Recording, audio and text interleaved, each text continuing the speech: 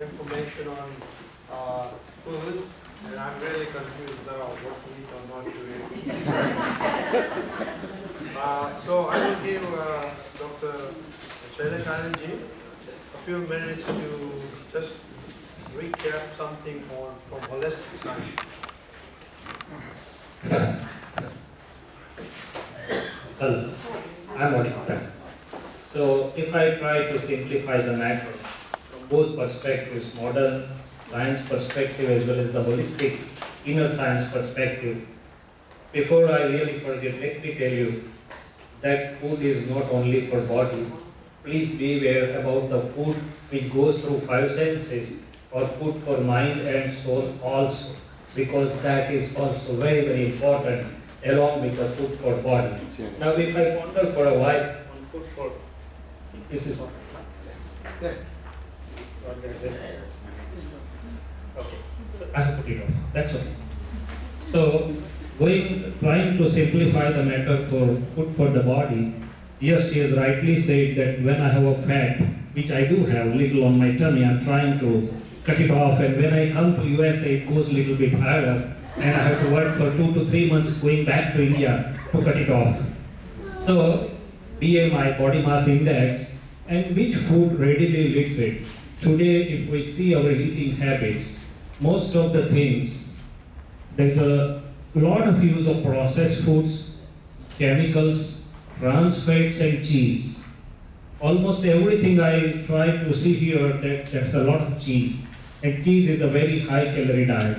So they say that please try to cut on processed foods, refined carbohydrates, cheese and other things. A word about animal proteins. I'm not a nutritionist, but at least I'm a doctor, so I also try to look around different reports. And at one time it was being taught to us that animal proteins are required for muscle and bodybuilding. But now there have been enough reports to say that more use of animal protein is related to increased rates of cancer, heart attacks and other things. So the pendulum is swinging back to probably plant foods or plant-based things. From the holistic inner science perspective, if I have to just give few guidelines, number one thing, not only the body, but I'll think of the effect on my inner self, psyche, purity of my reflective consciousness or for myself. Because I don't want to take the food which just sort of hampers my awareness or hampers my inner progress or a spiritual progress, because am I living for what I am living? Am I living only for the external purposes, as she was trying to say? No, along with external are the inner purpose also. So what are those kinds of foods? They have suggested the steps that if you want to rise high in the inner awareness plane, first of all, whatever food, can I kill the animal myself? No, I'll be sensible, I'm sensible enough not to kill.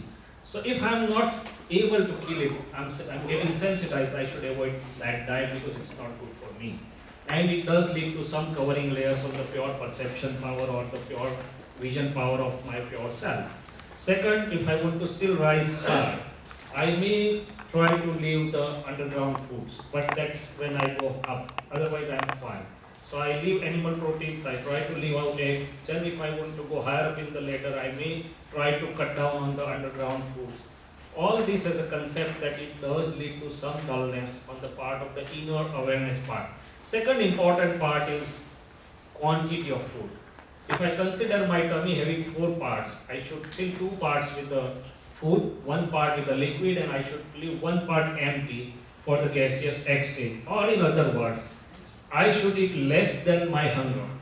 At no time I should feel that, oh, I'm full now. No, I should leave some space, so if some friends invites me, next moment I can still eat. I'm not to eat there, but eat less than you are hungry. That's a very good dietary habit.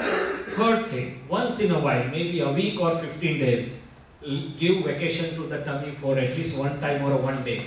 Because during that time, body's vitality power gets the chance to burn off the toxins, to clean off the system, and not only the body becomes light, but the mind and the reflective conscious also feels better or purified.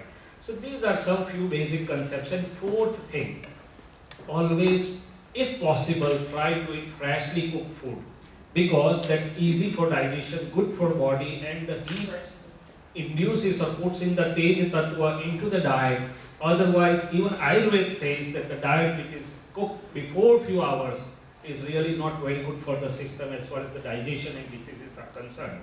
So I think these are the few concepts which can be imbibed into the things, and we can make our dietary choices. A word about food for mind and soul. Today, in this opened out world, everything is going through five senses. And I see the generation almost on the texting and whatnot videoing and whatever. So I should be choosy, because everything going in does leave some impression over there, and I do not have time to clean that inner garbage. I may be vacuuming my house once in a week, but I don't know how to vacuum my inner self. He may be showing us the way. And food for soul, today we have a food for soul. So be in search of some inspiring, something which can lead you to your inner self, your real self. So these are the few holistic inner science concepts I thought I can share with you. Thank you very much. Thank you. Thank you.